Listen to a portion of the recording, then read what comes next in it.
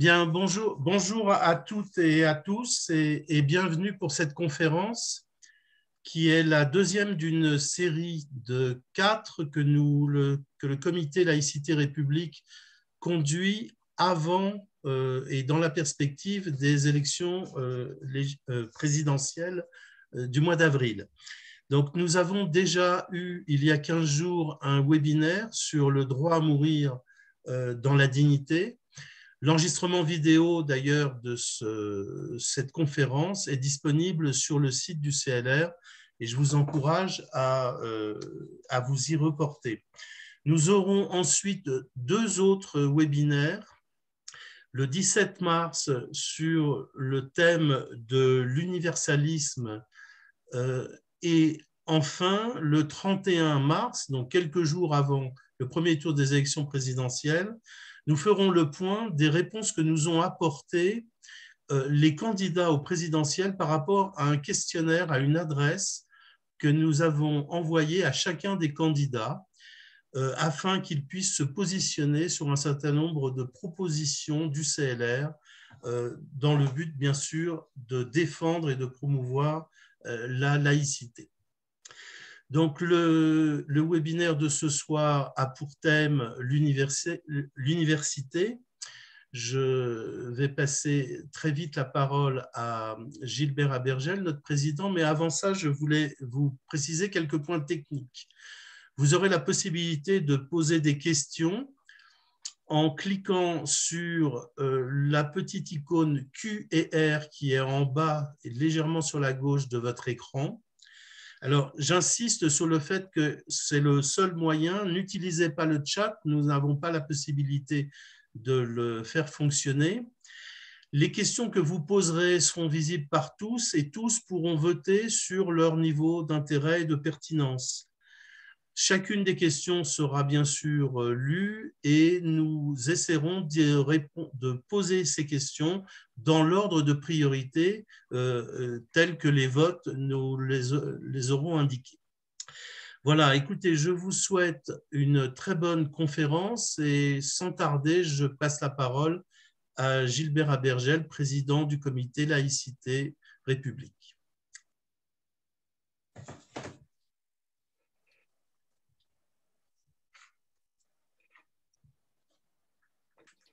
Micro.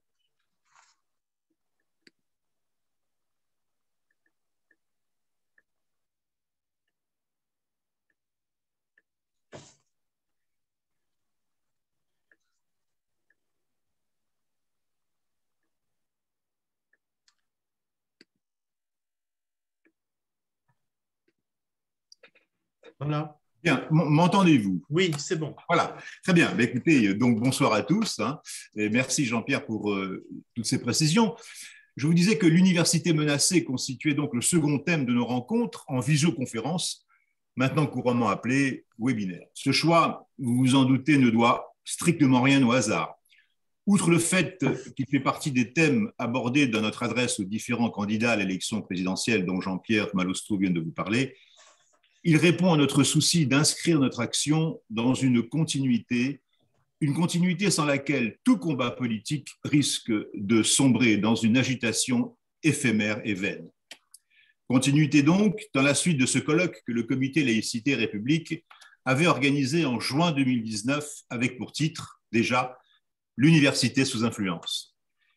À cette époque, Guy Kodopnicki, ancien président de l'UNEF, dénonçait déjà l'obsession identitaire de ce syndicat devenu, selon son expression, l'UNEF des fous. Déjà, Isabelle de Mecnem et Céline Masson faisaient part de leur indignation devant les progrès de l'antisémitisme dans les universités françaises. Laurent Bouvet, qui était encore parmi nous, nous alertait, lui, sur les progrès considérables des dérives indigénistes au sein de nos universités. Et je vous encourage à retrouver sur notre site l'intégralité de ces interventions donc du colloque de juin 2019, à l'issue duquel Jean-Pierre Sakoun, alors président du CLR, invitait les participants à faire preuve de détermination dans ce combat vital pour nos universités. Combat aussi aux côtés de notre ami Samuel Paty, qui a eu le courage de dénoncer des dérives insupportables, Samuel Paty auquel l'islamisme et ses idiots utiles, il en existe aussi au sein de nos universités.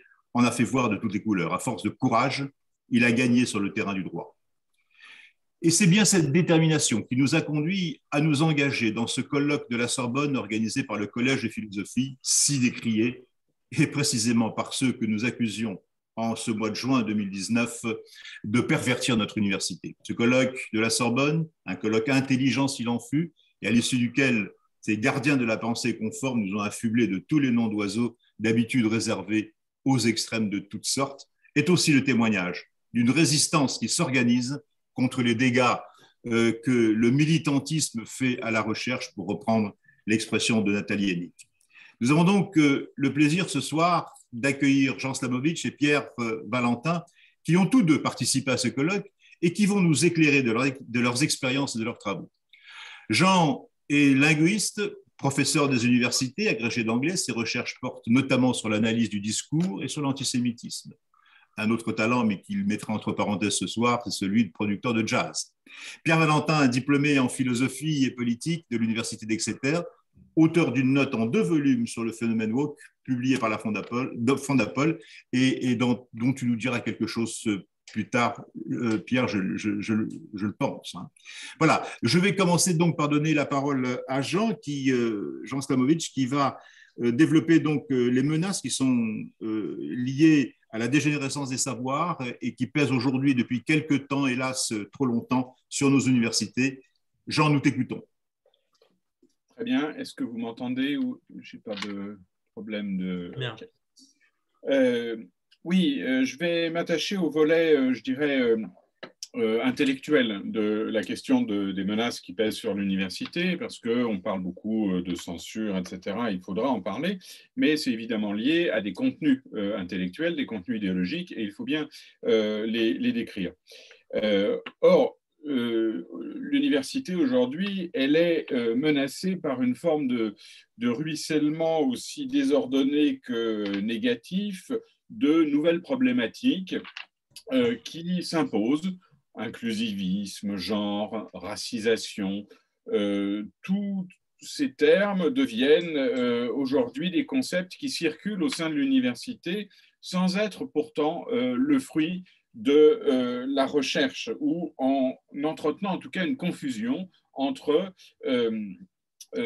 action politique et observation scientifique. Je parle de confusion et non pas de continuum, parce qu'on pourrait fort rationnellement imaginer qu'effectivement l'observation sociale puisse servir à une remédiation dans le champ, disons, sociopolitique. Or, il y a là une confusion aujourd'hui, puisqu'on a des concepts tout à fait trompeurs, fallacieux, qui ne sont pas le fruit d'une recherche, je dirais, sincère, au point même, effectivement, où ces concepts soient susceptibles de nuire au pluralisme, de nuire y compris à des fondements républicains comme la laïcité. J'en dirai quelques mots. C'est pour ça qu'il faut, à mon avis, bien avoir en tête quand même une distinction qu'on trouve chez Aristote et qui est essentielle, c'est entre des arguments analytiques et des arguments dialectiques, qui sont les importants sur la vérité et les autres sur l'opinion. Faute de cette distinction, nous sommes aujourd'hui face à une dégénérescence des disciplines qui ne servent plus à tendre vers des vérités, mais à prétendre vérifier des opinions. Et ça, c'est une perversion tout à fait considérable, parce que l'université, aujourd'hui, est le lieu de diffusion d'un vocabulaire qui, directement, constitue une offensive épistémologique, laquelle se transforme en doctrine et en orthodoxie. Quand on a des termes comme inclusion, intersectionnalité, patriarcat, racisation, et qui ne sont pas conceptualisés, mais qui sont pris comme des faits établis, eh bien, on se sert du caractère savant de ces mots pour leur aura de scientificité, et pas du tout pour ce qu'ils pourraient nous aider à penser. Et surtout, ces termes s'imposent par la culpabilisation de ceux qui ne les adoptent pas. Et c'est là où on voit que cette diffusion, elle comporte un volet, je dirais, politique. on voit notamment que, c'est ce que j'ai essayé de faire dans mon livre Les moutons de la pensée, c'est montrer comment chacun de ces concepts constitue une imposture conceptuelle, une imposture sur le plan de la pensée. Or, on trouve pourtant ces termes désormais dans les cours, dans les programmes, dans les séminaires. Et tout cela, on ne fait plus de distinction entre ce qui relève de la différence, de l'inégalité ou de la discrimination. Pourquoi? Parce que tout est censé être de l'ordre de la domination. Or, le mot domination, évidemment, ou discrimination, eh bien, suppose une intentionnalité, et ce biais d'intentionnalité finit par gouverner la description sociale. Et donc, on aboutit à une simplification complètement moralisante qui relève du militantisme et où on enferme la description du social dans des catégories construites comme des antagonismes. Hommes contre femmes, blancs contre racisés, etc. Ce sont des catégories moralisées en termes de bourreaux et de victimes et plus du tout des concepts opératoires pour les sciences humaines. Et on a donc je parle vraiment de dégénérescence parce qu'on a des faux savoirs qui sont maintenant susceptibles de remplacer des savoirs positifs. Alors, je vous donne des exemples, mais il y a désormais le développement des video game studies, des porn studies, des gender studies, bien sûr. C'est-à-dire que le mot studies, vous voyez bien que ça se substitue à sociologie, histoire, linguistique, philosophie. Vous ajoutez le mot studies à n'importe quelle thématique et tout d'un coup, ça en fait quelque chose de scientifique, ou en tout cas d'universitaire. Et il faudrait bien distinguer, bien sûr, ce qui est scientifique et ce qui est universitaire. Universitaire, ça décrit finalement une position institutionnelle, ça ne décrit rien de la validité intellectuelle des contenus. Je vous donne un exemple de ce genre de dérive. Nous autres universitaires, nous recevons dans nos boîtes mail quantité d'appels à communication, d'annonces de colloques, d'annonces de publications. Bon, et on va trouver par exemple des choses comme les Critical Plant Studies. Il y a désormais des studies sur les plantes pour réhabiliter la plante comme être. Je cite une de ces annonces de communication. Les plantes en pot constituent un cas extrême d'aveuglement philosophique à l'être plante. Le conférencier poursuit, la philosophie occidentale a une tendance à généraliser, à normaliser jusqu'à l'abstraction. L'universalisme philosophique a délibérément masqué les nuances de parenté entre l'humain et le non-humain. Cela a limité l'émergence de discours portant sur la sensorialité, les relations spécifiques aux espèces ou la question de l'individualité idiosyncratique chez les non-humains. Et il milite pour qu'on parle des plantes comme des individus. Votre géranium a une personnalité, ne dites pas que c'est simplement une plante, c'est un être. Ces chercheurs proposent de s'ouvrir à l'altérité végétale pour penser la plante comme un individu. Bon, vous allez avoir, je vous donne un autre exemple de cela, un philosophe du genre qui considère ce qu'il appelle le travail de l'anus, comme un champ. Alors je vous cite un mini paragraphe pour vous donner une idée du discours qu'on trouve désormais comme légitime. Je cite, le travail de l'anus ne vise pas à la reproduction et ne se fonde pas sur l'établissement d'un lien romantique. Il génère des bénéfices qui ne peuvent être mesurés à l'intérieur d'une économie hétérocentrée. La récupération de l'anus comme centre contrasexuel de plaisir a des points communs avec la logique du God. Chaque lieu du corps est non seulement un plan potentiel où le God peut être translaté, mais aussi un orifice entré, un point de fugue, un centre de décharge, un axe virtuel d'action-passion. Les travailleurs de l'anus sont les nouveaux prolétaires d'une possible révolution contrasexuelle. Alors, je passe sur l'analyse stylistique, mais il faut bien avoir conscience que c'est du porno chic. C'est exosphérique par des mots qui ont des suffixes, qui utilisent des métaphores, eh bien tout cela, c'est une manipulation stylistique qui permet, par cette dimension faussement savante, de servir en fait en soi d'argumentation. Comme vous le voyez, il s'agit de parler de soi, de parler d'anoblir et d'idéologiser l'intime au point où on en fait tout simplement le lieu d'un bavardage et pas du tout d'un savoir positif. On voit à ce type de paroles, et c'est sur des pages et des pages que des thèses désormais sont publiées comme cela. Je vous signale, il y a des thèses qui parlent d'auto-ethnographie, et le mot auto-ethnographie, en général, sert à excuser scientifiquement le fait de parler de soi et de son intimité. Eh bien, on voit bien qu'il y a un obscurcissement stylistique dans cette parole qui génère une forme de magistère, que peut bien vouloir dire contrasexuel, de parler de translation de l'anus. Enfin, ça ne veut rien dire, mais cette prétention, cette grandiloquence porno-poétique, eh bien, le problème, c'est qu'elle ne relève d'aucun observable, d'aucune méthode, d'aucune discipline, mais qu'elle se pose pourtant comme savoir, alors qu'elle n'est qu'un discours. C'est en cela qu'il y a une dérive au sein de l'université, c'est que aujourd'hui, la scientificité des contenus se définit essentiellement par le respect des procédures administratives, c'est-à-dire déposer ces appels à communication qui seront examinés en double aveugle par évidemment des gens qu'on aura sélectionnés pour accepter des contenus, puisqu'on coopte bien sûr les relecteurs.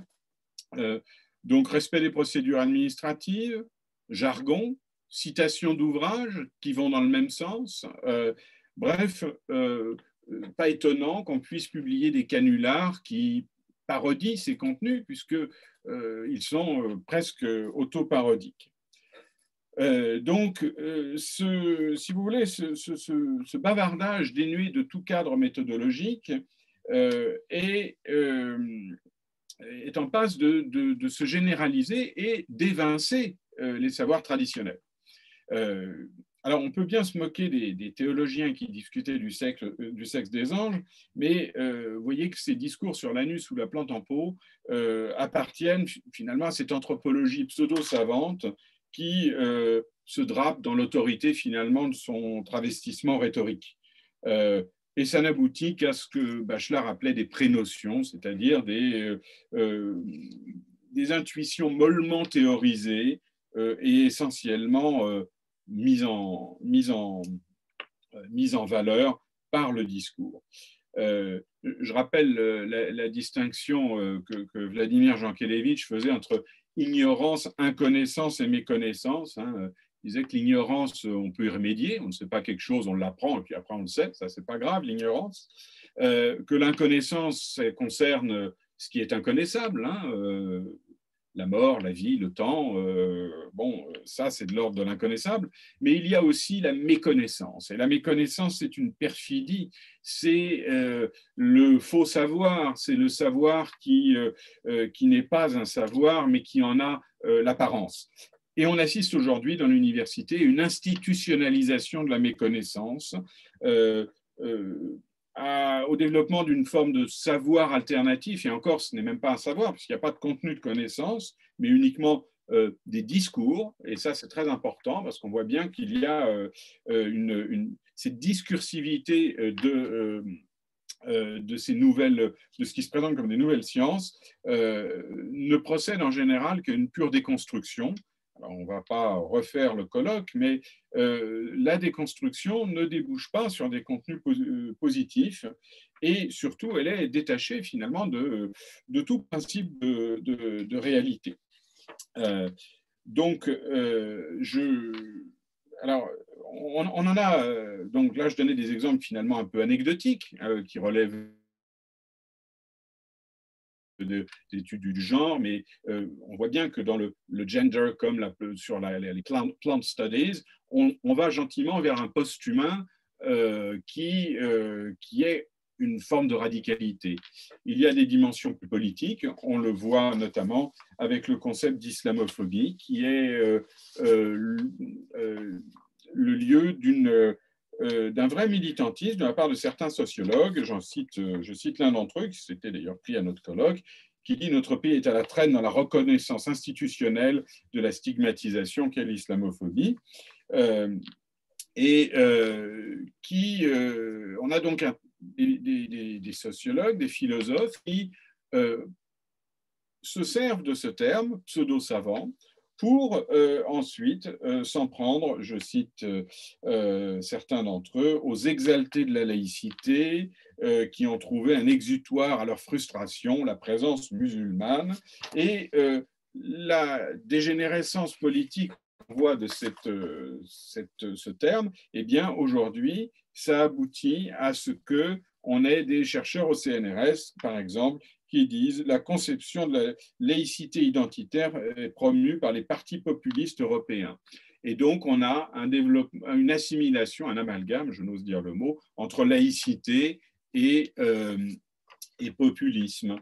Donc, on voit comment on franchit le seuil de la recherche pour entrer dans une dimension qui est cette fois-ci beaucoup plus agressive, je dirais.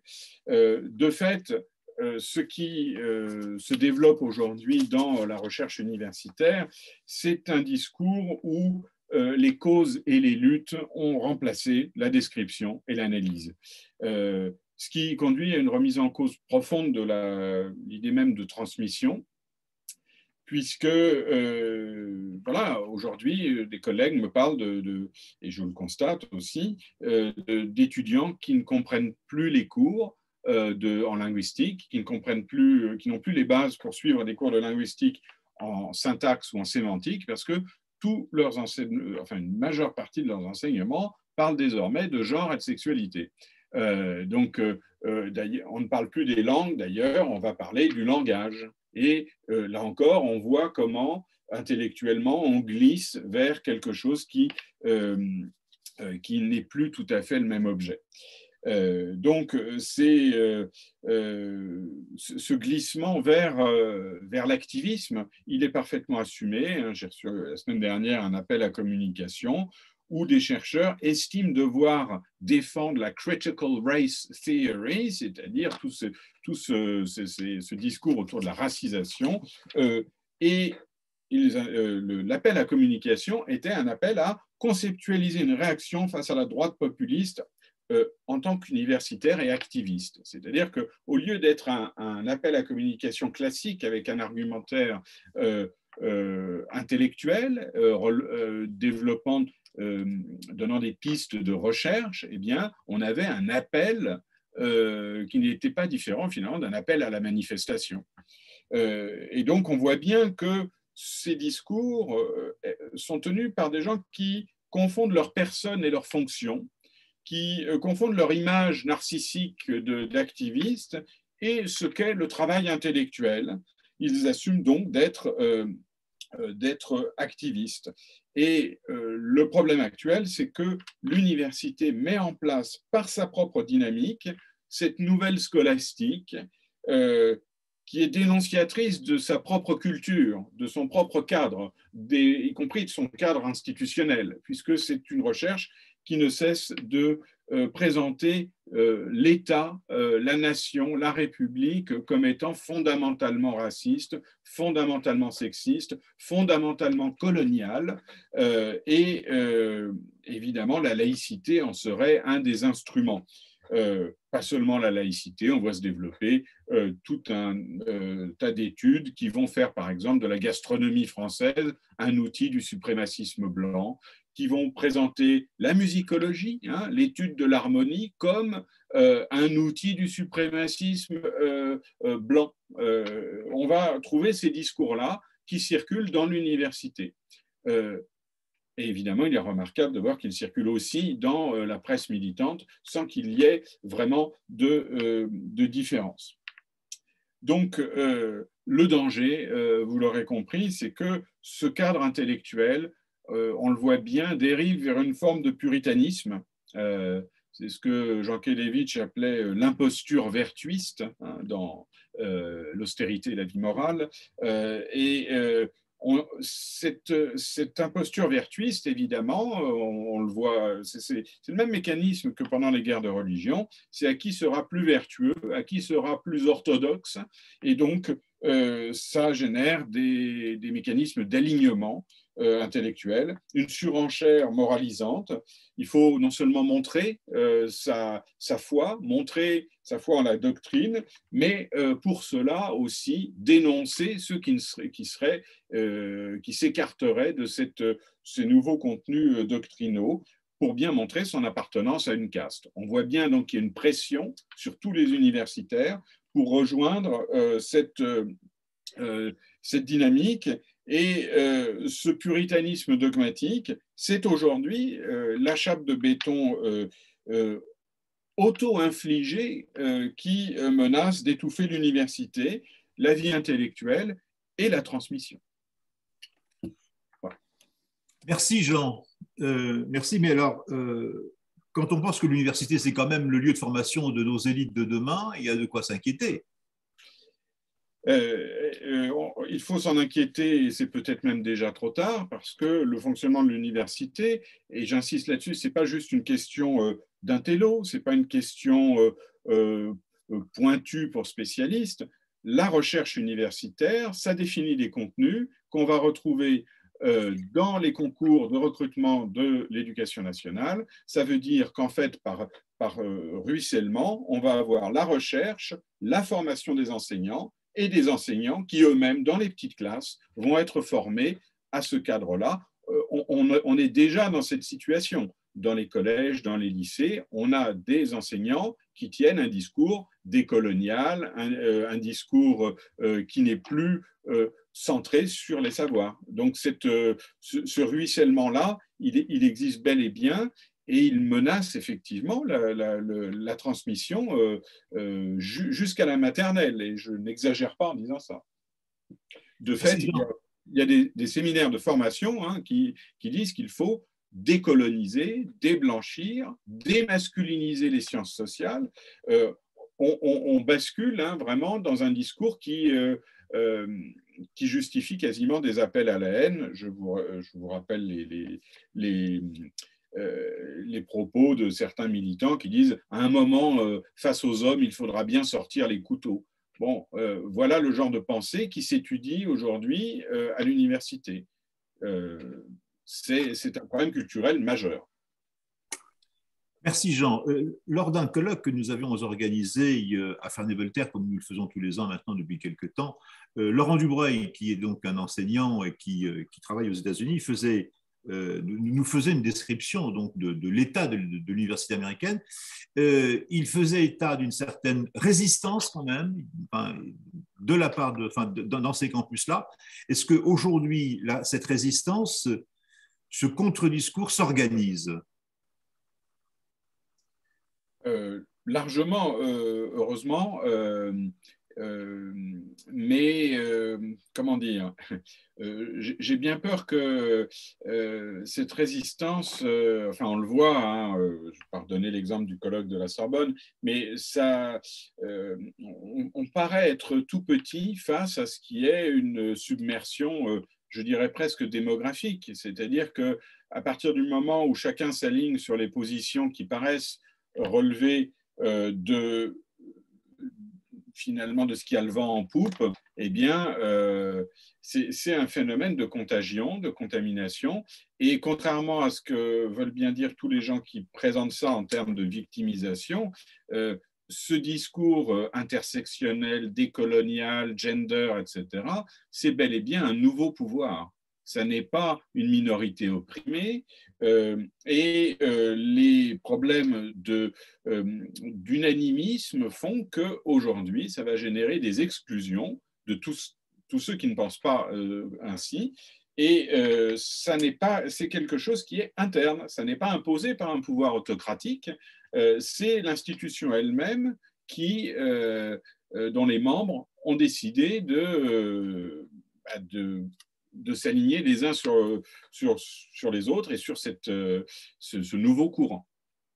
Merci Jean. On va passer la parole à Pierre, qui va maintenant intervenir, peut-être en développant cette question de la censure qui est à l'œuvre au sein de notre société, de nos universités.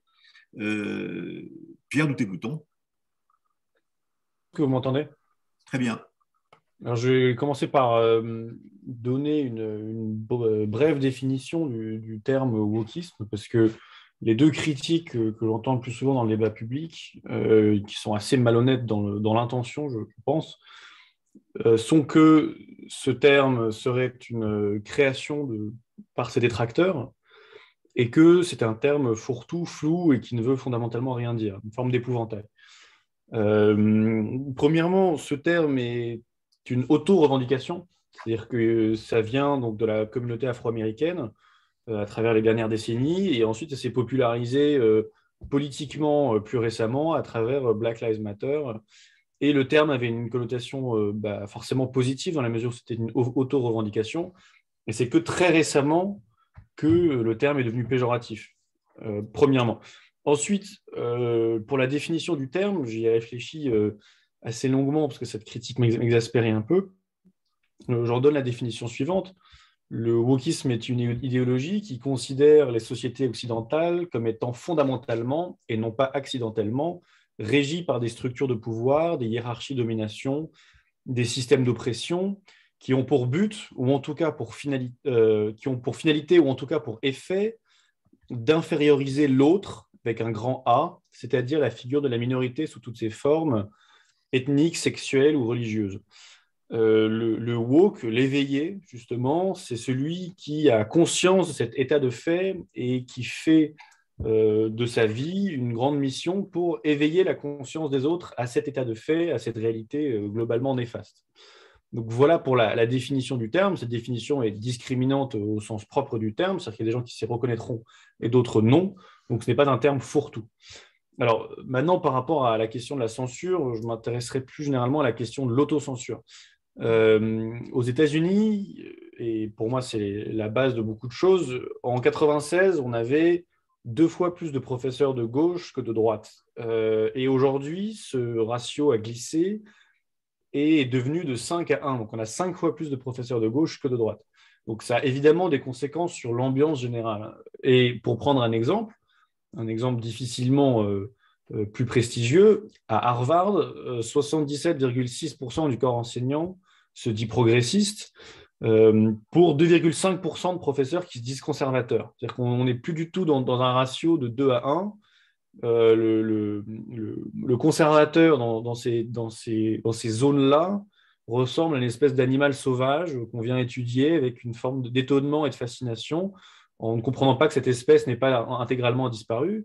Et même, on a une frange plus radicale, parce que 29,7% à Harvard se disent très progressistes. Et il y a eu un travail formidable réalisé par Eric Kaufmann, publié en mars 2021, sur le monde universitaire américain, canadien et britannique, qui s'appelle « Academic Freedom in Crisis, Punishment, Political Discrimination and Self-Censorship ». Donc, je vais vous citer quelques extraits, parce que ça a vraiment été un travail assez extraordinaire. Dans les sciences sociales et humaines, plus de 9 universitaires partisans de Trump sur 10 et 8 universitaires partisans du Brexit sur 10 disent qu'ils ne se sentiraient pas à l'aise pour exprimer leurs opinions à un collègue. Ça vous dit déjà un peu de l'ambiance qui règne dans ces domaines-là. Ensuite, plus de la moitié des universitaires conservateurs nord-américains et britanniques admettent pratiquer l'autocensure dans la recherche et l'enseignement. Je poursuis.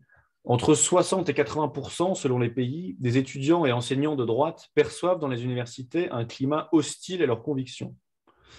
Et là où je rejoins ce qui a été dit un peu auparavant, c'est qu'on a globalement une pyramide des âges qui se radicalise par le bas. C'est-à-dire que les plus jeunes ont tendance à être plus radicaux que leurs anciens, si je puis dire. Et ça rejoint d'ailleurs les sondages sur lesquels j'avais travaillé, notamment publiés par l'IFOP, sur, en gros, est-ce que les Français parlent-ils le woke? Donc, c'est un sondage qui a été publié il y a 1 an maintenant. J'aimerais bien avoir les nouveaux chiffres s'il le refait aujourd'hui, parce que je pense que ça a beaucoup évolué, où il notait que c'est-à-dire que des woke de plus de 35 ans, globalement, ça n'existe pas. L'EHPAD woke existe encore moins. Et que, à l'inverse, le prolétariat woke n'existe pas. Donc, on est face à des jeunes plutôt issus des classes aisées, ou en tout cas diplômés ou en passe de le devenir, et que ces jeunes-là rentrent dans ces universités et donc, par le bas, sont beaucoup plus radicaux et sont prêts à annuler, comme on dit, certaines personnes, là où les plus âgés, parfois, ne leur gratifient que d'un silence complice en n'osant pas prendre la parole, mais disons que ce ne sont pas les plus virulents. Et cette radicalisation peut mener à ce que Kaufmann appelle un autoritarisme mou, et dans certains cas, un autoritarisme dur. Pour ce qui est de la France, on a eu des travaux intéressants. En 2015, un ouvrage publié par Abel François et Raoul Mani-Berton qui s'intitule « Que pensent les penseurs? Les opinions des universitaires et scientifiques français ». Et il notait que 2000 enseignants-chercheurs français, et parmi ces 2000 enseignants-chercheurs français de diverses disciplines, on avait 1% de conservateurs, alors que ce chiffre était à l'époque de 14% dans la société. Ensuite, pour les départements de sociologie, 94% des universitaires s'est déclaré de gauche. Donc, ce que vont noter beaucoup d'analystes par rapport à ces chiffres, c'est qu'il est possible d'avoir un vrai pluralisme organique, si je puis dire, à condition qu'il y ait une réelle représentation et une forme d'équilibre des points de vue. Ce ne sera jamais du 50-50, ce n'est pas la question, mais lorsqu'on a un ratio de 2-1, c'est encore faisable. 5-1, ça se complique sérieusement. Et lorsque c'est de 100-1, là, c'est évident que vous pouvez mettre les lois que vous voulez. Le dernier des Mohicans qui ne pense pas comme vous sera traité comme un paria de fait. Alors, qu'est-ce qui se passe? Qu'est-ce qui se passe lorsqu'on a vraiment une homogénéité intellectuelle totale, surtout avec une idéologie, ça a déjà été dit au début, qui est particulièrement intolérante? Eh bien, ça nous donne ce qui a eu lieu à l'université d'Evergreen. Alors, je ne sais pas si vous avez sans doute déjà entendu parler de cette université. C'était une université qui était jugée comme étant une université américaine de l'État de Washington, qui avait une réputation pour être plus à gauche que la moyenne des universités américaines, ce qui n'est pas une mince affaire, et qui a décidé en 2017 de renverser ce qu'ils pratiquaient jusque-là, qui était une journée d'absence. Donc, ils encourageaient jusque-là des personnes non blanches à ne pas venir au campus pour faire sentir leur absence, si je puis dire. Et ils ont renversé le principe en obligeant aux personnes blanches de ne pas venir sur le campus en 2017. Et là, on a un professeur de biologie, donc Brett Weinstein, qui, d'ailleurs fan de Bernie Sanders, très progressiste, qui s'insurge contre cette journée d'absence en déclarant qu'elle était raciste. Et il se fait traiter de suprémaciste blanc. Donc, il y a une inversion accusatoire assez forte. Et alors là, je vous en parle froidement, mais il faut aller voir les documentaires qui ont été faits sur la chose pour mesurer vraiment l'ampleur de la ferveur, de l'hystérie et de la frénésie. C'est-à-dire qu'on a des scènes où des élèves entourent des professeurs en refusant explicitement le débat. Donc les professeurs, je dirais, inspirés par un libéralisme classique et la notion d'un débat intellectuel, se font crier dessus face à des élèves qui leur disent « Nous ne voulons pas débattre avec vous. Nous n'avons aucun intérêt, aucune volonté de débattre avec vous. Vous devriez juste fermer votre bouche et disparaître. » Et face à ça, on voit la lâcheté, on en reparlera tout à l'heure, du système bureaucratique, où le président, qui s'appelait George Bridges, exige de la police universitaire sa non-intervention. En d'autres termes, elle interdit à la police universitaire d'intervenir. Et qu'est-ce qui finit par se passer? Brett Weinstein et sa femme, qui est également professeur de biologie, Heather Heying, finissent par quitter les lieux, craignant pour leur sécurité. Et le lendemain et le surlendemain, donc dans les journées qui suivent, disons en juin 2017, toujours, on a des élèves qui se baladent sur les lieux du campus, armés de battes de baseball et de tasers, à la recherche de Brett Weinstein et de, je cite, d'autres suprémacistes blancs, dont il donne évidemment une définition très souple. Et on n'en a pas encore parlé, mais à Sciences Po Grenoble, on a eu en France notre petit Evergreen français, si je puis dire, où on a vu le nom de plusieurs professeurs, quelques mois après la décapitation de Samuel Paty, être placardés sur les murs avec l'accusation d'islamophobie. On imagine bien l'ambiance sur le campus à ce moment-là. Et ce que je voulais dire, c'est que cette radicalisation et cette mise en danger de la vie des professeurs, parce que je précise que les professeurs accusés ont été placés sous protection policière en France, cette mise en danger volontaire de la vie de ces professeurs ne peut que arriver dans un contexte d'homogénéité intellectuelle totale et d'homogénéité intellectuelle d'une idéologie intolérante par-dessus ça. Et comme je l'ai expliqué, avec cette pyramide des âges qui joue en notre défaveur, ce n'est pas parti pour s'améliorer.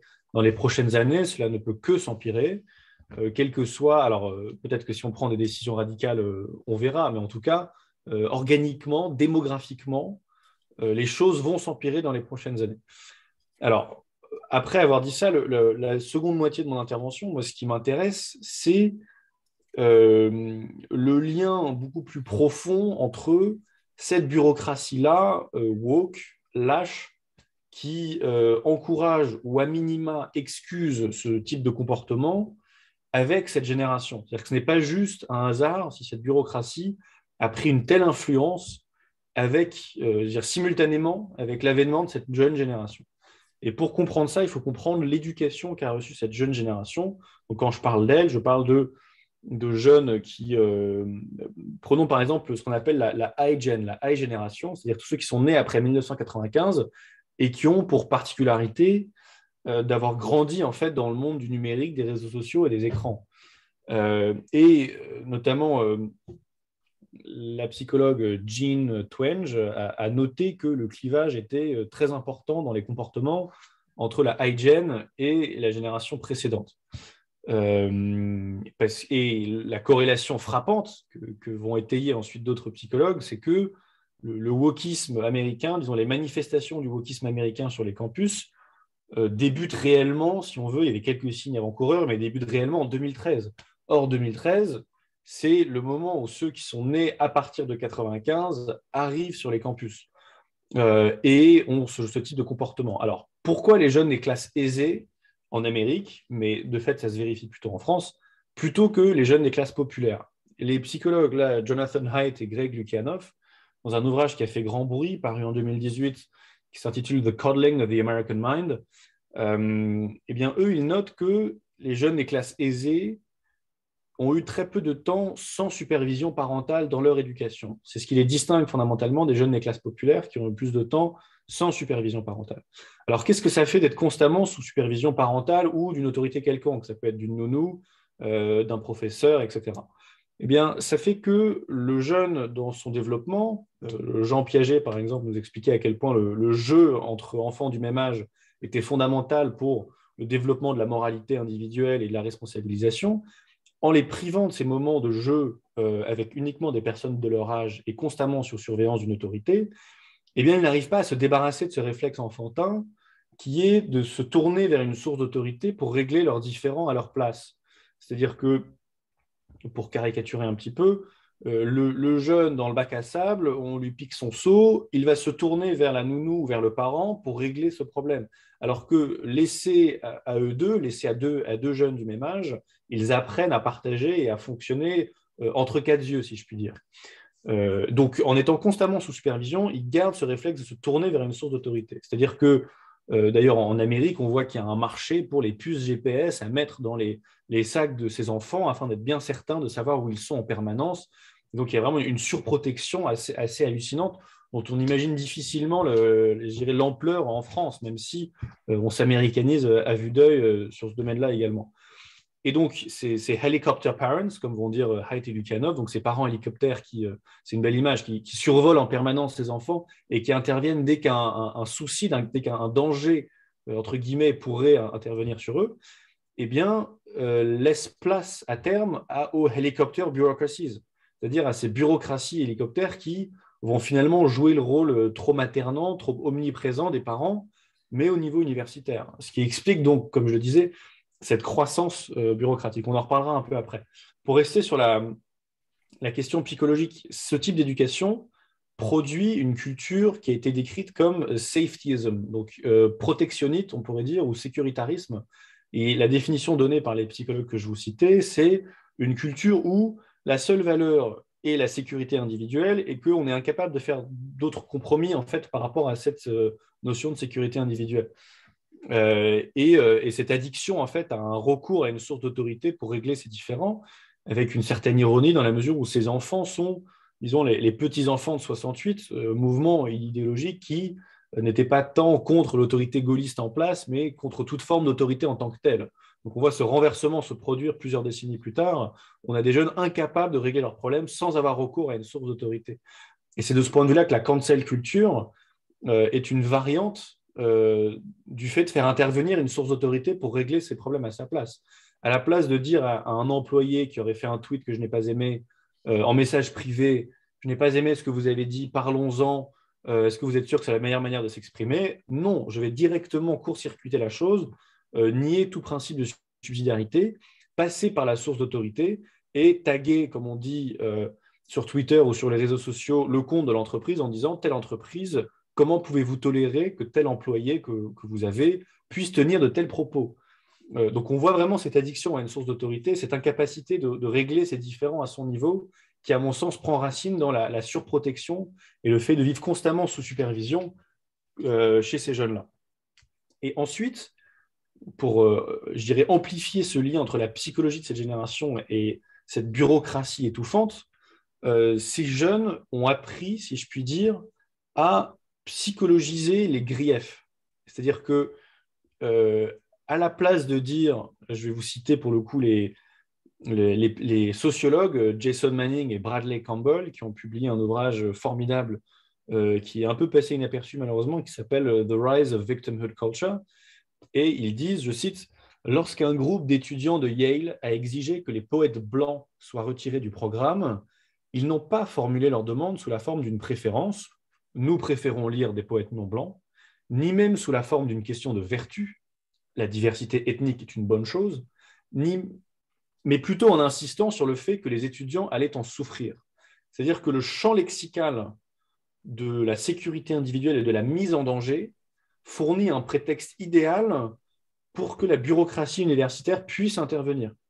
C'est-à-dire qu'une bureaucratie, en théorie, doit rester neutre et donc ne peut pas se prononcer sur des questions morales, sur des questions de vertu, sur des questions de préférence. Par contre, elle peut se prononcer sur le prétexte neutre de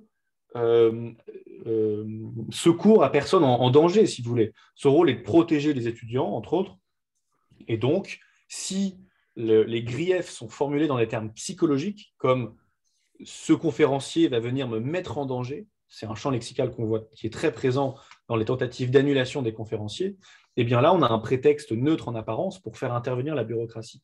Et le problème, c'est que le terme de sécurité a connu ce qu'on appelle un glissement conceptuel, si je puis dire. C'est-à-dire qu'on parle désormais de sécurité émotionnelle. Un conférencier qui ne m'appellera pas par mes bons pronoms, après mon changement de genre, eh bien, il est en train de me mettre en danger psychologiquement.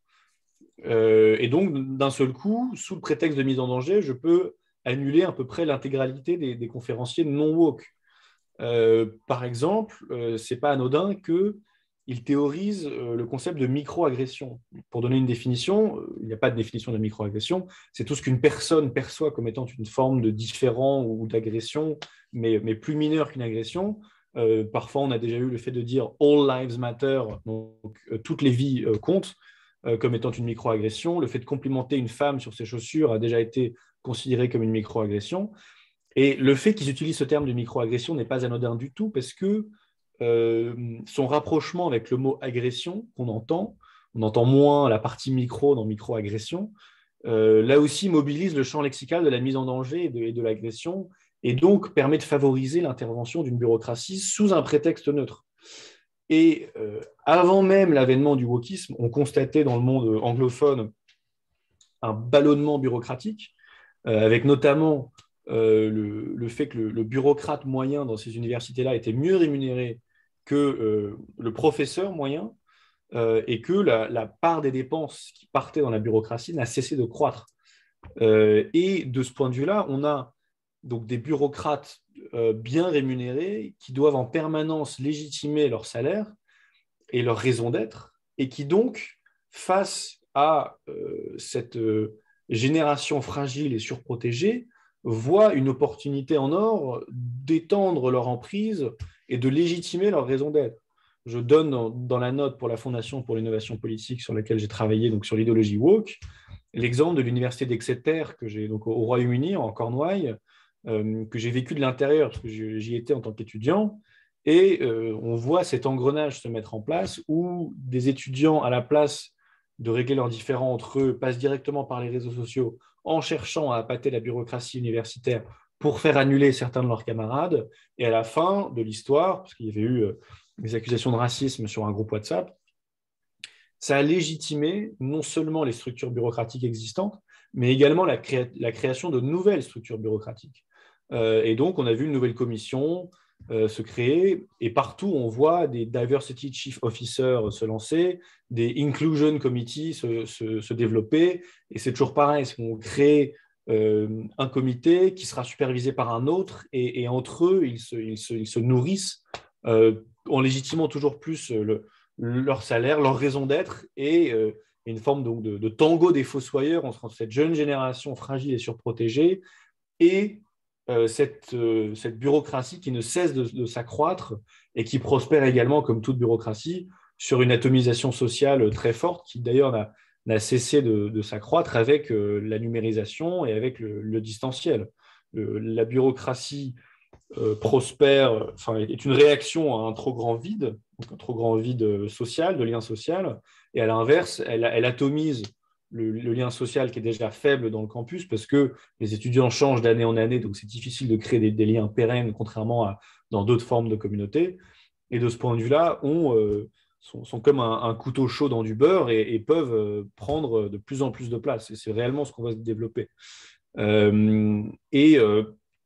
Pour terminer rapidement, il y avait eu une analyse assez intéressante aux États-Unis sur 90 cas d'intervenants désinvités, comme on dit, ou annulés. Et ils avaient noté que l'étudiant moyen inscrit dans une université où les étudiants ont tenté de restreindre la liberté d'expression est issu d'une famille dont le revenu annuel est supérieur de 32 000 $ à celui de l'étudiant moyen en Amérique. Donc on a vraiment quelque chose, on dit souvent que le poisson pourrit par la tête, on a vraiment quelque chose qui touche d'abord les classes aisées, qui touche d'abord ces plus grandes universités et malheureusement qui sont également les plus prestigieuses. Je vous ai parlé de Harvard tout à l'heure. Malheureusement, la sainte trinité Harvard, Princeton et Yale est particulièrement durement touchée. Et donc, de ce point de vue-là, c'est un vrai problème parce que c'est la source de légitimité, sachant qu'on n'en a quand même plus beaucoup aujourd'hui dans le monde occidental. C'était la source de légitimité qui restait et on ne peut plus continuer à les traiter en tant que tels. Et ça pose de grands problèmes. Parce qu'il faudra, on ne peut pas vivre sans légitimité, on ne peut pas vivre sans autorité, on ne peut pas vivre sans sacré. Et même la science qui a perdu de son lustre avec le Covid, qui a été très durement critiquée, on se retrouve un peu avec une absence de sacré qui est fondamentalement intenable et qui finira par ressurgir ailleurs. Et juste pour conclure, c'était d'ailleurs la conclusion, je dirais, les deux fils rouges présents donc, dans mes travaux pour la Fondation pour l'innovation politique, c'est que premièrement, c'est très difficile de déradicaliser un jeune qui tombe dans le wokisme. Il faut mieux prévenir que guérir de ce point de vue-là, parce que déjà, ça pousse, c'est-à-dire que c'est un poison qui se prend pour le remède et donc qui accentue ce qu'il prétend combattre et qui est bourré de biais de confirmation et de raisonnements infalsifiables. De ce point de vue-là, le jeune qui tombe dedans, partout où il se tournera, ne verra que des confirmations de ces théories. Et ensuite, plus généralement, c'est une idéologie... Jean en a parlé brièvement tout à l'heure, qui est foncièrement négative, c'est-à-dire qu'il n'y a pas de reconstruction possible. Il y a purement une phase d'interrogation, comme ils disent, où on interroge les réalités existantes, où on déconstruit, où on remet en cause, où on lutte contre le fameux « cela va de soi » dont parlait déjà Bourdieu, et ensuite on en reste là fondamentalement. C'est-à-dire qu'il n'y a pas, il y a un scepticisme tel qu'il y a une incapacité en fait à poser des briques solides, de raisonnement solide pour reconstruire derrière. Et d'ailleurs, on parle bien de culture de l'annulation, qui est un processus purement négatif. La déconstruction est le concept académique le plus présent. Et j'avais pu défendre plus généralement cette hypothèse dans le le colloque du comité Laïcité République à Nantes il y a plusieurs mois, où j'avais défendu le fait que c'était une grande négation, une pure négation. Donc de ce point de vue-là, on ne peut pas en attendre grand-chose de bon. Voilà, je terminerai mon intervention là-dessus avant de répondre à d'autres questions. Merci Pierre. Une question que j'adresse donc à nos deux intervenants. Comment est-ce qu'on peut expliquer cette perméabilité de l'université française, dont je pensais qu'elle était à l'abri de ces dérives, perméabilité à ce mouvement qui nous vient des États-Unis? Comment ça s'est fait? Est-ce que le réveil a été brutal? Est-ce qu'on aurait pu progressivement observer des mouvements dans certaines disciplines? Il semble aujourd'hui que toutes les disciplines soient affectées, d'après ce qu'on entend. De quand date cette pénétration de l'université française? Je laisse Jean répondre là-dessus. Je ne connais pas l'aspect bureaucratique français précisément. Ce qui est tout à fait notable et en fait parfaitement saisissant, c'est que c'est quelque chose de totalement nouveau qui a fait irruption, qui s'est radicalisé, je dirais, ces 5 dernières années. Même si on peut trouver des racines, des filiations, on peut faire remonter, si on veut, la déconstruction à Derrida et à Heidegger. Ce qu'on appelle aujourd'hui déconstruction, c'est autre chose, effectivement. C'est cette dynamique purement négative de remise en question, mais pas intellectuelle, pas critique, mais purement destructrice. Bon. Mais ce qui est étonnant, c'est qu'il y a cette mise en place très récente. Comme tout phénomène, c'est multifactoriel. Il y a un suivisme intellectuel dont l'université non seulement n'est pas exempte, mais elle en est le lieu même. Enfin, penser que des gens qui ont dans le métier de former justement à une forme d'orthodoxie soient eux-mêmes immunisés contre le suivisme, c'est une naïveté, ou c'est croire à une image tout à fait idéaliste de l'université. Mais il y a aussi des facteurs politiques. Un exemple que je connais bien et dont je vois précisément la généalogie, c'est l'écriture inclusive. Tout le monde, toute sa vie, a écrit normalement, et depuis 2016 et surtout 2018, tout d'un coup, on trouve que le pluriel est une discrimination et qu'il faut indiquer à chaque fois le masculin, le féminin, etc. Bon, c'est une nouvelle doctrine, elle ne s'est pas imposée comme ça.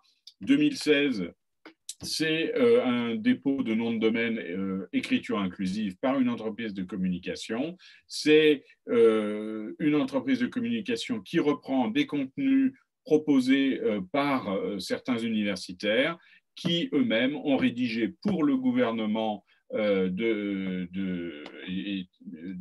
pour le Haut Conseil à l'égalité hommes-femmes des recommandations. Donc on a une entreprise, des universitaires et un pouvoir politique qui développe ce discours typiquement frauduleux, c'est pour ça que je le prends en exemple, c'est la théorie de la masculinisation de la langue.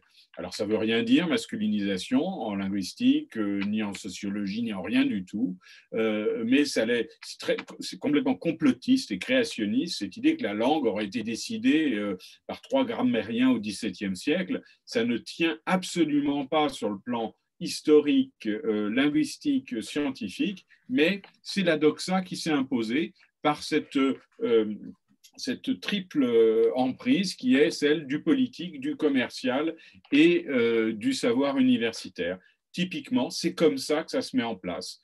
Et je parlais d'une entreprise de communication, eh bien, on voit bien qu'il y a derrière des médias qui vont massivement relayer ça parce que c'est spectaculaire et que ça paraît progressiste.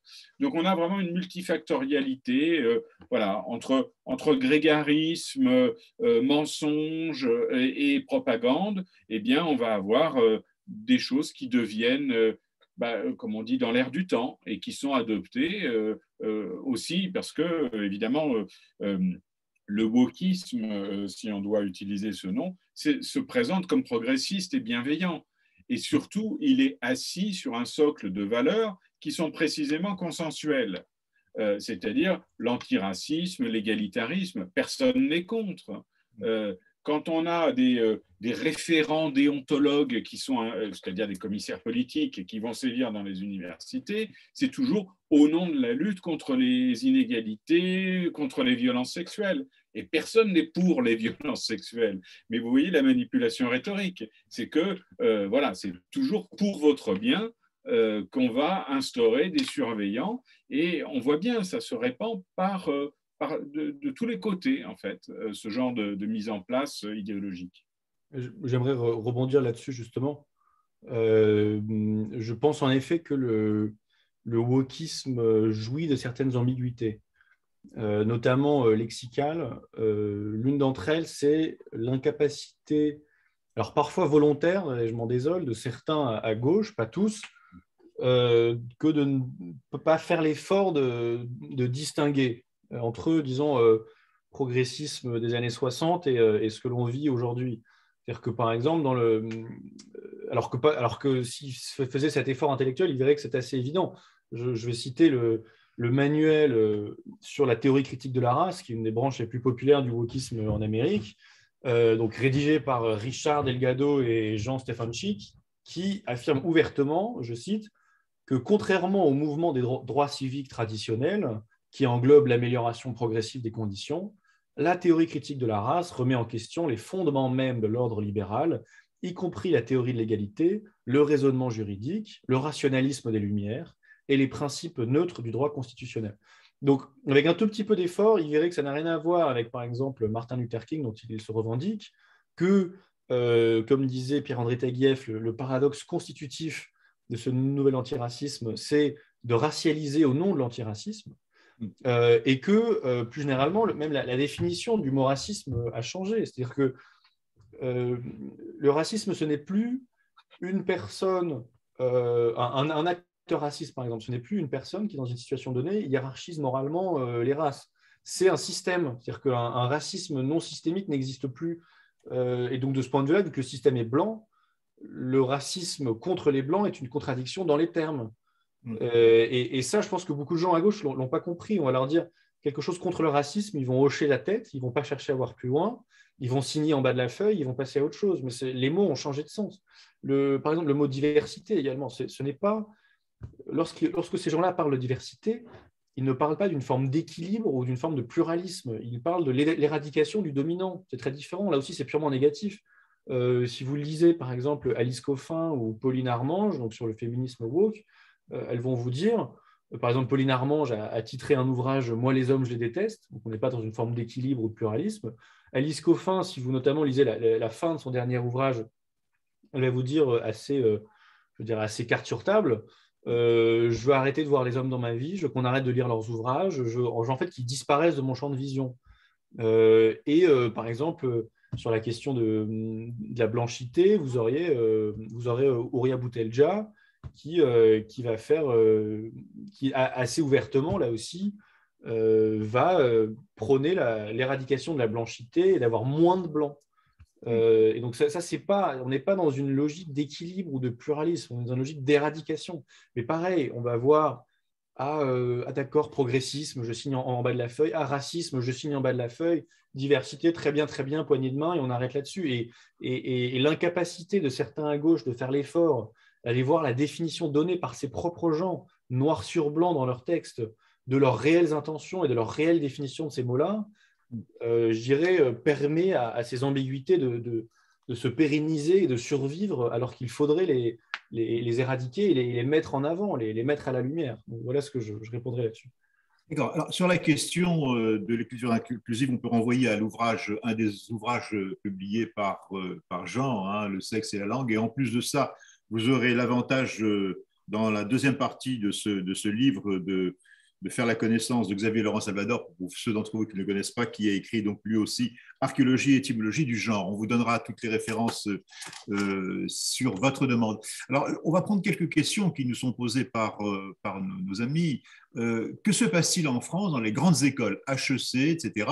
Et question un peu corollaire, le wokisme touche-t-il les sciences économiques ?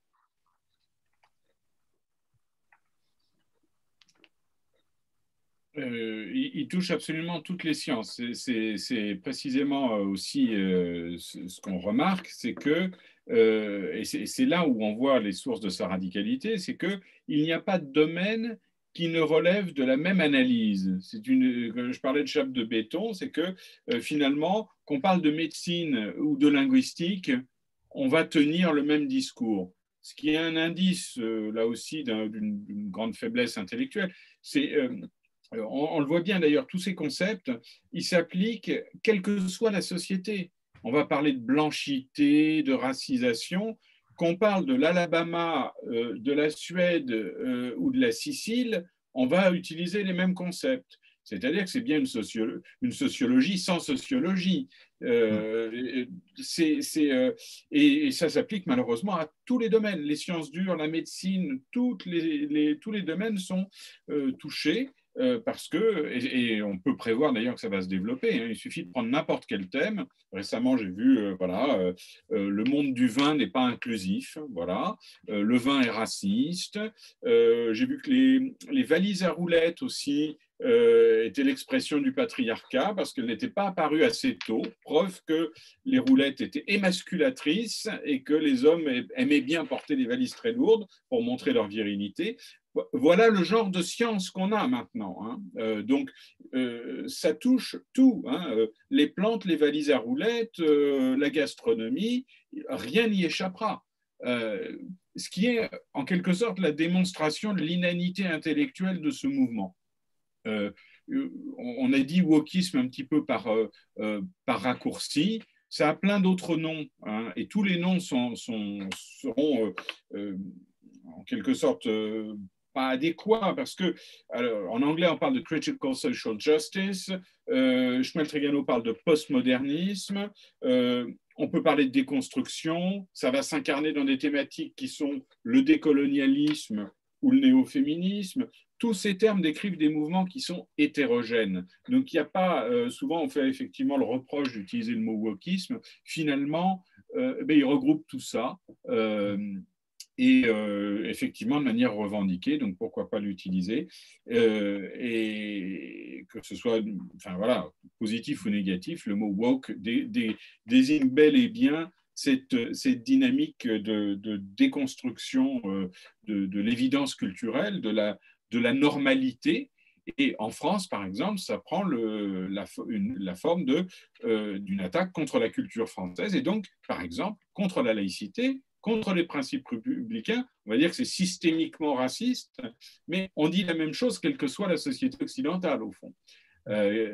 Comme si toutes les sociétés occidentales étaient les mêmes. Là aussi, c'est un mensonge évident, mais qui n'est pas pensé, y compris par les universitaires, parce que là, on parle en général, mais il faut bien garder en tête, parce que notre thème, c'est l'université, même les universitaires sont naïfs de ce point de vue-là et adoptent cette vision du monde. Une question peut-être pour Pierre. Au lieu de parler de cancel culture en anglais ou de traduire cette expression par culture de l'annulation, ne serait-il pas plus clair et même plus vrai de la traduire par culture de la censure? Oui, sans doute. Moi, ce qui m'intéresse avec parce que c'est d'ailleurs parfois traduit comme culture du bannissement. J'ai également vu cela. Oui. Je trouve que le mot annulation est plus fort symboliquement parce que on a parfois des personnes qui peuvent encore s'exprimer publiquement, mais qui ont été d'une certaine façon officiellement annulées. C'est-à-dire qu'on les considère désormais officiellement, collectivement, comme des parias et comme des gens qui finalement n'ont pas le droit au chapitre. Et donc, pour être un peu précis, parce que c'est vrai que parfois le terme d'annulé est utilisé un peu comme une blague, un peu facilement. J'ai vu des gens dire que la Russie était le premier pays annulé désormais à grande échelle. Mais pour qu'il y ait annulation, il faut qu'il y ait une forme de rupture de contrat. Donc, une personne, un employé, par exemple, qui est annulé, c'est un employé qui a perdu son emploi, qui a perdu son contrat, ou alors quelqu'un qui avait réservé une salle de concert et qui se fait annuler ce contrat. Ça, c'est une annulation pure et dure. Mais ensuite, il y a, je dirais, l'aspect symbolique qui est que votre parole est désormais celle d'un pestiféré. ne venez plus contaminer l'espace public et vous êtes bel et bien annulé. On pense également à ce qui a eu lieu, toute proportion gardée pour le moment, dans les pays totalitaires. C'est-à-dire qu'il y a des gens qu'on fait disparaître, on les a annulés, c'est-à-dire qu'ils n'ont jamais existé, ils ne sont plus présents dans l'espace public, et le numérique, de ce point de vue-là, permet malheureusement une véritable annulation. C'est-à-dire que lorsque vous bloquez quelqu'un sur Twitter, c'est déjà une forme ça ressemble déjà un petit peu à ça, en tout cas de votre point de vue, c'est-à-dire que de votre point de vue, sous un angle phénoménologique, il n'existe plus. Ce n'est pas que vous l'avez bloqué, c'est qu'il n'existe plus. Il n'apparaîtra plus jamais dans votre champ de vision. Et si assez de gens se mettent d'accord, on peut décréter que numériquement, une personne n'existe plus, n'a plus le lieu au chapitre. Et ensuite, on pourra aller changer a posteriori la page Wikipédia, on pourra le faire disparaître et le vaporiser. Et donc, le mot censure n'est peut-être pas assez fort. C'est-à-dire que ce n'est pas juste de le faire taire, c'est le faire disparaître. Et aussi symboliquement le bannir de la police, de la cité, de la discussion civique, si je puis dire. Une des raisons pour lesquelles on a du mal à traduire cancel culture, c'est que cancel va s'appliquer aussi bien à des œuvres qu'à des personnes. Et en français, quand on parle de censure, on parle de contenu d'expression, mais pas de personne. Effectivement, faire en sorte que quelqu'un soit licencié, ça ne relève pas de la censure, mais d'un bannissement. Donc, c'est pour ça qu'on a du mal à le traduire. Moi, je propose tout simplement de le franciser en parlant de cancellation, parce que ça décrit justement ce phénomène idéologique particulier et propre à notre époque.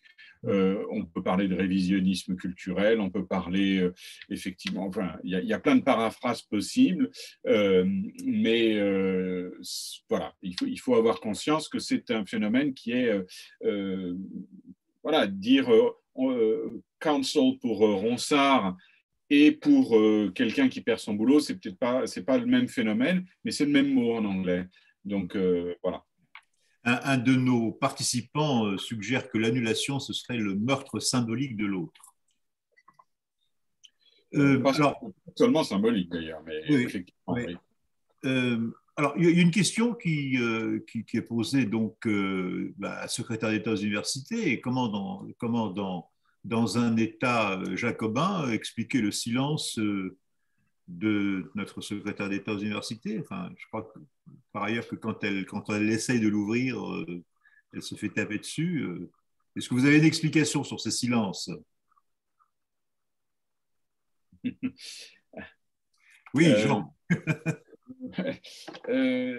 C'est très délicat. On a vu que justement le fait d'expliquer cette situation vaut d'être traité de macartiste. Et quelqu'un qui est détenteur de l'autorité publique, s'il critique les universitaires, on va dire que c'est un censeur. Sachant que dans la dynamique qu'on décrit, ce sont plutôt nos collègues qui nous censurent. Bon, c'est-à-dire qu'on va se balancer le mot dénonciation et le mot censure les uns à la tête des autres. Bon, donc je comprends qu'en termes de communication politique, ce soit compliqué, que le dirigisme soit absolument impossible en la matière, et je crois que malheureusement, je ne vois pas d'issue institutionnelle à cela. Nous avons bien sûr des questions qui se rapportent à la formation des enseignants. Notre ami Charles dit que est-ce que ça ne doit pas commencer par la formation des enseignants? Tu l'as un peu évoqué, Jean, tout à l'heure. Le problème, c'est que les formateurs sont eux-mêmes, ils font partie du problème. Quand on est dans comment dire, une pression liée à l'en-groupe, hein, parce que c'est une question, en fait, il y a une sociologie de l'université. Pierre en parlait en parlant de l'homogénéité idéologique. Cette homogénéité, elle est indépassable du point de vue de la diffusion des idées. Et à partir du moment où on a un vivier de population qui est enseignante et qui se sent en opposition avec les principes républicains, on ne voit pas effectivement comment se sortir de ça. La formation,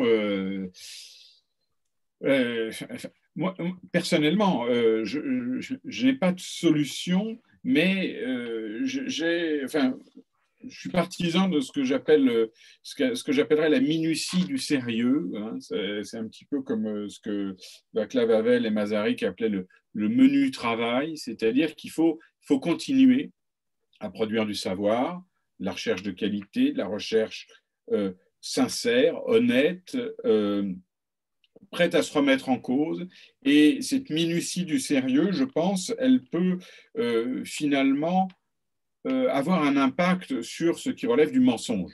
Parce que c'est quand même ça aussi la grande faiblesse wokiste, c'est qu'on a une absence de données, une absence de cohérence, on a des mensonges, hein, comme cette fameuse théorie de la masculinisation, théorie de l'invisibilisation. Tout ça, ce sont des choses qui sont objectivement fausses.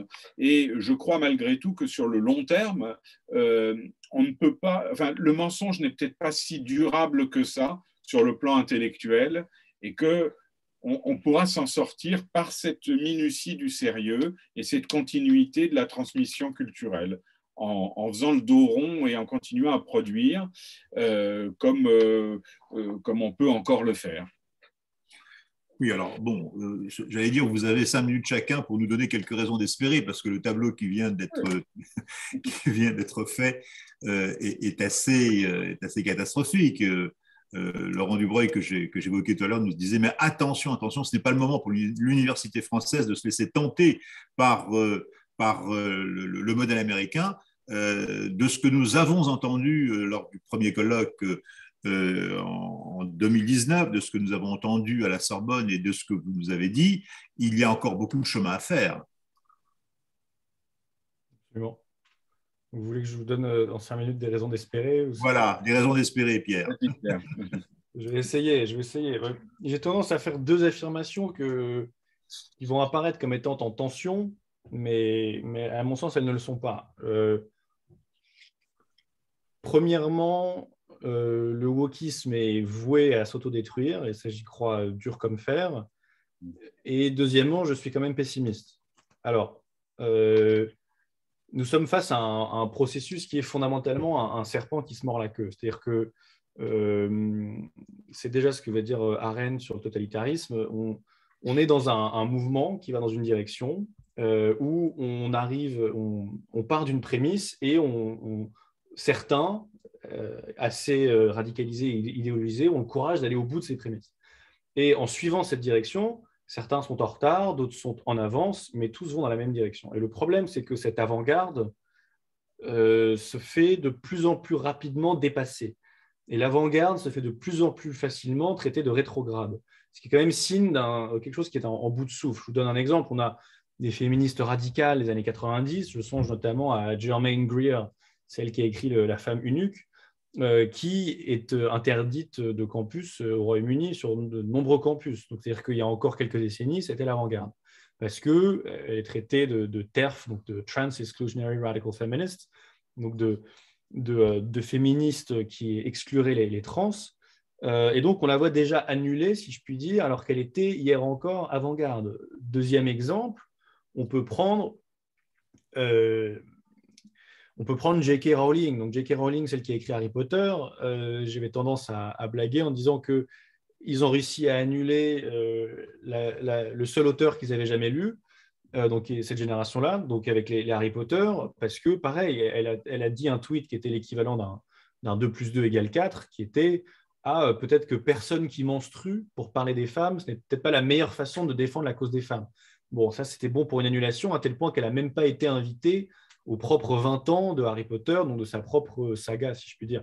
Donc là, on avait quand même une personnage qui, si je puis dire, homosexualisé de façon posthume ces personnages d'Harry Potter, donc qui était vraiment à la pointe du progrès, en disant, regardez, Dumbledore, finalement, est-ce que... Et donc, ce qui était vraiment très, très bien vu. Donc, elle, avant-garde, hop, rétrograde. Donc ça, c'était très récent. Et là, encore plus récemment, il y a une trans elle-même, devrais-je dire, qui s'est faite annuler.